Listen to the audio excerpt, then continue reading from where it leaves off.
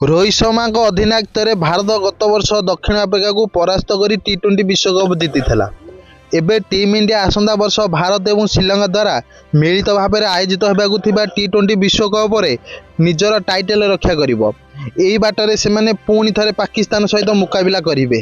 ମଙ୍ଗଳବାର ଦିନ ଆଇସିସି ପରବର୍ତ୍ତୀ ଟି20 ବିଶ୍ୱକପ 2026 ପାଇଁ ସୂଚୀ ଘୋଷଣା କରିଛି।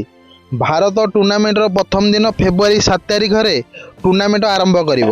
ସେମାନଙ୍କୁ ପାକିସ୍ତାନ, ଆମେରିକା, ନାମିବିଆ ଏବଂ ନେଦରଲ୍ୟାଣ୍ଡ ସହିତ ଗ୍ରୁପ୍ ଏରେ ରଖାଯାଇଛି। ଏହି ଗ୍ରୁପ୍ କାଗଜରେ ସହଜ ମନେ ହୁଏ, କିନ୍ତୁ ତାହା ନୁହେଁ। ଆମେରିକା ଗତ ଟି20 ବିଶ୍ୱକପରେ ଅନେକ ବଡ଼ ବିପର୍ଯ୍ୟୟ ଘଟାଇଥିଲା, ଏପରିକି ପାକିସ୍ତାନକୁ ମଧ୍ୟ ପରାସ୍ତ କରିଥିଲା। ଏହି ଦଳରେ ପ୍ରାୟତଃ ଭାରତ ସମେତ ଅନ୍ୟ ଦେଶର ଖେଳାଳି ଅଛନ୍ତି, ଯେଉଁମାନେ ନିଜ ଦେଶରେ ପର୍ଯ୍ୟାପ୍ତ ସୁଯୋଗ ନ ପାଇବା ପରେ ଆମେରିକାରେ ଚାଲିଯାଇଥିଲେ। ତେଣୁ ଏହି ଦଳକୁ ହାଲକା ଭାବରେ ନେବା କଷ୍ଟକର ହେବ। ଯଦିଓ ଭାରତ ପାକିସ୍ତାନ ଉପରେ ପ୍ରାଧାନ୍ୟ ବିସ୍ତାର କରିଥିଲା, ତଥାପି ଟି20ରେ କୌଣସି ଦଳକୁ କେବେ ହାଲକା ଭାବରେ ନିଆଯାଇପାରିବ ନାହିଁ। ନେଦରଲ୍ୟାଣ୍ଡକୁ ମଧ୍ୟ ଏହି ଟୁର୍ଣ୍ଣାମେଣ୍ଟ ହାଲକା ବୋଲି ବିବେଚନା କରାଯାଇପାରିବ ନାହିଁ।